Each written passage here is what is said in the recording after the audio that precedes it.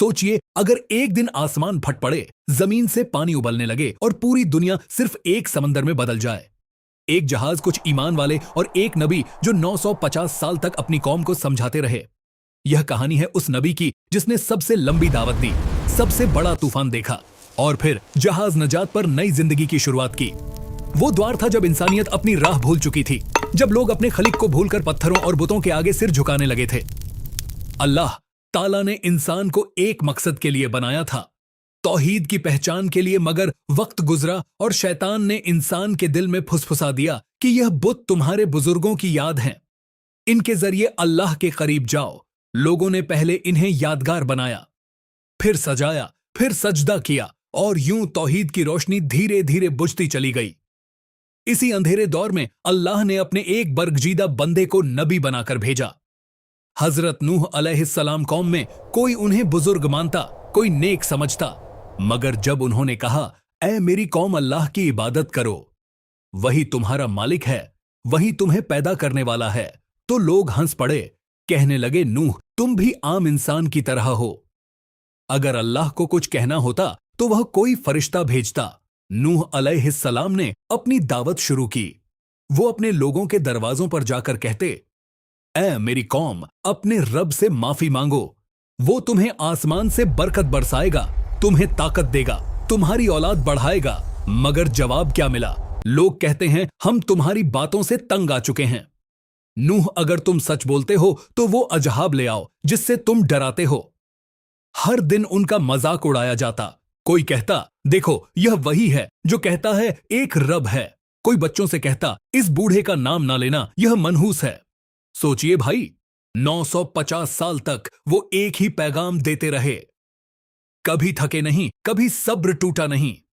कभी जब रात को तन्हाई में बैठे होते तो आसमान की तरफ देखकर कहते, ए मेरे रब, मैं तो अपनी पूरी कोशिश कर चुका, मगर यह लोग तो और ज्यादा दूर भाग रहे हैं। अल्लाह ताला फरमाता है, ए नूह सब्र करो, क्योंकि जो तुम्हें झुठला रहे हैं वो नहीं जानते कि अजब करीब है। वक्त गुजरता गया, कौम की जिद और बढ़ती गई। उन्होंने नूह अलैहिस्सलाम के खिलाफ चालें चलना शुरू कर दी। उन्होंने कहा, अगर तुम हमारे नहीं भूल पाएगी। कौम नूह अब अपनी हदें पार कर चुकी थीं। हर नसीहत, हर दुआ, हर कोशिश नाकाम रही। हजरत नूह अलैहिस्सलाम ने आखिर आसमान की तरफ नजर उठाई और आंसुओं भरी आंखों से कहा, ए मेरे रब, मैंने अपनी कौम को दिन रात बुलाया, मगर वो मुझसे और दूर भागे। अब तू ही फैसला कर दे, क्योंकि तू ही सबसे बेहतर फैसला करने वाला है। और फिर अल्लाह ताला का हुक्म आया, ए नूह, अब हमारी नजर के सामने और हमारे हुक्म बारिश इतनी तेज हुई कि आसमान और जमीन का फर्क मिट गया। हर तरफ लहरें उठीं जो पहाड़ों से भी ऊंची थीं। नूह अलैहिस्सलाम का जहाज पानी की सतह पर तैरने लगा। जहाज में बैठे ईमान वाले अल्लाह की तस्बीह पढ़ रहे थे, जबकि बाहर कौमे नूह का हर निशान मिट चुका था। ए मेरे बेटे, आजा, जहाज में सवार हो जा ताकि तू भी बच जाए। मगर उसका बेटा कनान कहता है, मैं किसी पहाड़ पर चढ़ जाऊंगा, वो मुझे बचा लेगा। नूह अलैहिस्सलाम ने कहा, आज के दिन अल्लाह के फैसले से कोई नहीं बचा सकता।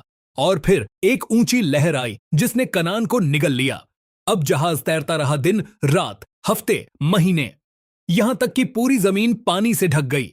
सिर्फ वो लोग बचे जो जहाज नजात में सवार थे। और फिर जब अजाब का समंदर थम गया, जब सूरज की पहली किरण निकली, जहाज ने ठहरना शुरू किया। कहां ठहरा वो जहाज? कौन बचे, कौन मिटे, और कैसी थी नई जिंदगी की शुरुआत? पानी, बस पानी ही पानी। आसमान और जमीन का कोई फर्क नहीं बचा था। पहाड़ डूब चुके थे, बस्तियां मिट चुकी थीं और अब सिर्फ एक जहाज तैर रहा था।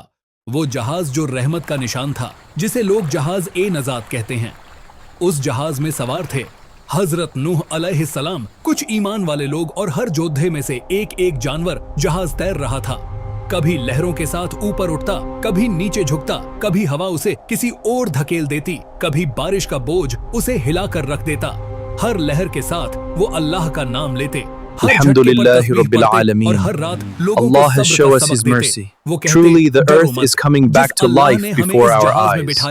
वही हमें किनारे तक, कोई जहाज की दीवार को पकड़ रखता और कोई आंखें बंद करके दुआ करता। कभी कभी नूह अलैहिस्सलाम जहाज के ऊपरी हिस्से पर जाते।